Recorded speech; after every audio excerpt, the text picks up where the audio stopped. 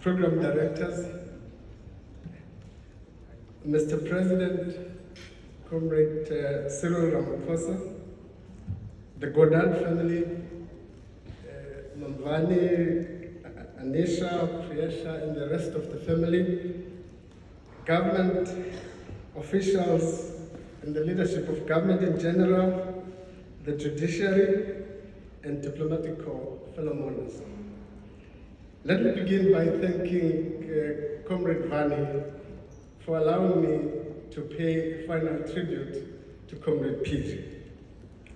I must say that this is a very difficult thing to do. There are cascades of memories I could talk about. Some comical, some challenging, some painful, some just precious moments that we had with PG that bonded us together. But of course, there's no time. At the end of July this year, the family and comrades and friends of PG gathered somewhere in Joburg to pay tribute to PG as a farewell for his exit in government. On that occasion, I fortuitously remarked that it's very rare to have heroes celebrated whilst they are alive. And I must say that some of the speakers already here, but Comrade Mac in particular, gave a sterling account of PG's history. In that occasion, Comrade Mac also dealt with some of the areas that many people consider controversial in PG's history. I must say that we celebrate PG, we laud his excellence and achievements, but we're also proud of him, not afraid, not intimidated by those who are keen to point out to his failure. After all, he was a human being. One of the things that really bothered me, the day PG came to our office to tell us that he has just been diagnosed with cancer. Those around me were all crying, and I was trying to hold back the tears, but PG was so forthright in telling me and us all what should happen in the little time he had, but also asking us what should be the program. Initially, I thought he was talking about a program to take care of him, but I realized that he was actually talking about a political program. And I'm sure you would agree, there are very few people who would do that at that moment. A few weeks after that, but it was very clear, of course, that the prognosis is bad, that he only had 3 months at the time to live. Of course, he lived less than that 3 months. In a couple of weeks already, he was already in ICU. We went into the ICU to talk to PG consistently as we did. One of the things that also, again, marked PG's bravery, when we walked into his ICU ward with Comrade Trevor, Ranjani, and others, PG said to us, "The end is nigh. There is no turning back." And I actually wonder, in my life, that was probably the first experience to have hear that. A day after that, he went into sleep and never came out of it. But as I walked out of this situation, one thing was heightened in my mind. That was the fragility of life. How things can change and change very quickly. But it's not just the fragility of life that was embedded, but it's also the fragility of the systems and institutions upon which our existence is based. Social, political, and economic. Errors can end with the stopping of one person's heart.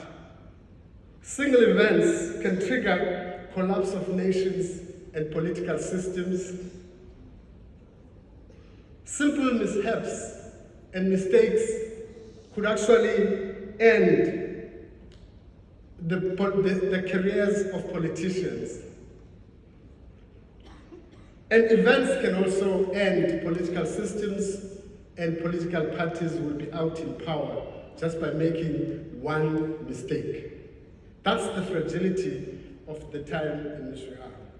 But because we are celebrating PG, there's another element of the fragility, which is the fragility of institutions. We take for granted in South Africa that we have a strong judiciary. We take for granted sometimes that we have a strong revenue service and all the institutions that one can think of.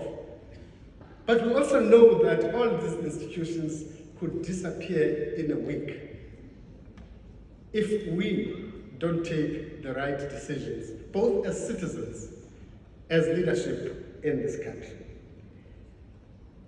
As I walk out of the situation after hearing PG is no more, you know, when you are in a deep sorrow, funny thoughts come to mind. And one of the things that struck me as I was reflecting of those who were standing outside the ward and those who were folk calling us, I actually realized that PG has very odd network. Many of these people who were in the network of PG are very odd. Some of them badly dressed. I was actually even thinking that whether Momo has a comb. I also thought that Adrian probably goes to bed with his backpack and computer on his back. And they're funny, really strange creatures. After receiving PG's body at his home, we were all in tears, holding back tears. But these creatures were still debating about the future of the country, outside. On the one side, trying to wipe the tears. On the other hand, busy debating what's going to happen to the country, what is going to happen to this and that and that. That's the nature of the network that PG built. But of course, South Africa had a very interesting array of finance ministers also. If you think about it. And I would not go far and say Comrade Trevor is here. There's Comrade Nene also. And I was saying to Comrade Trevor earlier on that sometimes I look at him when he pushes an argument very strongly, and I think that he needs a punch in the face. But we are lucky because consistently the presidents have, except for a few mistakes, Weekend Special, and a couple of others. But generally, we have been lucky in South Africa to have very strong leadership in the Treasury. That is why I think, Mr. President, you are continuing in that tradition of ensuring that the Treasury is strong and powerful. PG was a brave heart and had no time for cowards. We must also not gloss over the fact that PG was provocative at times. He was also combative, and he was occasionally unorthodox. And those who would engage in the debate on macroeconomics with PG would understand that sometimes PG had views that actually back against orthodox thinking. And yet he was willing to accept the views of others. It is also well known that PG was tormented by many false accusations designed to impair his dignity and distort his legacy. Comrade Mac was right, he was sometimes physically threatened and subjected to vile racist attack. He and the members of his families became central targets of the campaign which was so vicious, the Bell Pottinger campaign. And sometimes we need to go back to that campaign and understand what it sought to do and what remains of its impact. And I can tell you now, it sought to do a couple of things. The first was tarnish everybody who is capable of turning this country around. Sell false stories about them, damage their integrity and reputation. The second thing that it sought to do was weaken Treasury. Make it as weak as possible so that it cannot play its constitutional role. But the third part was also to destroy institutions. The amount of vitriolic attack on SARS, on the judiciary, and many other institutions by in the Bedfordshire process was actually meant to destroy institutions themselves and ultimately, and reduce public confidence in our institutions. The third one was to destroy the relationship between the private sector and government, because that's fundamentally important. PG would always tell you that in a country like ours, where those who own political power don't have economic power, and those with economic power don't have political power, the bridge between the two is important. You cannot drive both growth and transformation if the bridge between the private sector and government and the state is weak. And PG, I remember, he pulled me into a meeting with Vazi Naidu, who was chairman of Nedbank, and a couple of other people in the room, including Kosef and a couple of others, to discuss how do we deal with inclusive growth in South Africa. That was the mission. But as we walked out of that room, we walked out with a commitment that business will come together and lead a process of supporting government in its effort to call on the international community to invest in South Africa. Comrade Losi, I must say that Kosatu joined us in that effort. The day PG was fired, he was in that mission, and he was in that mission with the labor movement and business. I must also say, Comrade President, that that initiative PG started is still continuing in full force, and I would argue needs to be supported, as it were. While people draped themselves in party colors and sang freedom songs, mounting platitudes about renewal, PG was politically isolated but dogged in attending to party structures and mandate, seized with the actual work of rebuilding. In the last years of his life, he became what I will describe as the inside, the outcast in the inside.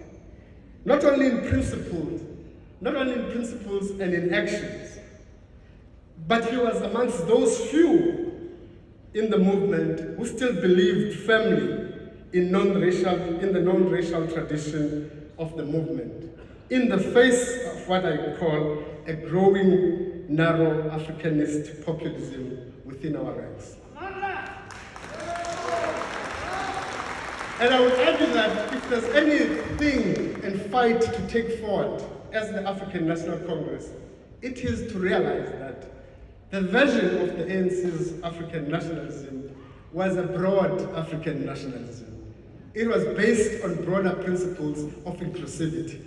We must rebuild that tradition, and maybe in the memory of Comrade PG. As many of people pulled back, PG continued with the mandate. It's very interesting that one of the last tasks that PG took, when it was announced, I called him, "Are you on your senses?" And he said, yes, I'm prepared to do that. The mandate seemed like an impossible task.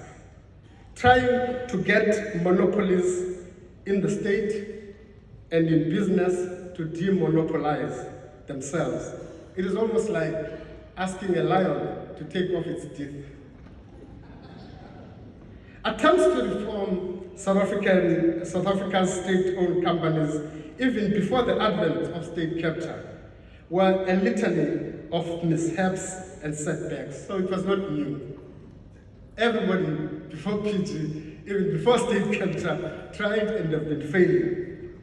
Meanwhile, many of those who were previously chanting our names to call out state capture were now either silent or critical of how the capture networks was being undone in state companies. So anyone else, Comrade Bejo, you are right, anyone else would not have taken the poisoned chalice. And PG did. And he did it very consciously. PG, the theoretician, understood that you cannot leave the project of demonopolization to monopolies themselves. Therefore, we have to lead it ourselves. And he jumped into the ring to try and do that. The pragmatist in PG understood the nuances of real politics, and he navigated the path, the difficult path. But the revolutionary in him understood that as he did that, he must begin to build a wider horizon of thinking about how South African society should be shaped, about how our economy should be shaped. A reference has been made. I want to say that even on his deathbed, PG was still talking about how to bring back the progressive thought, progressive thinking into the mainstream thinking of our movement.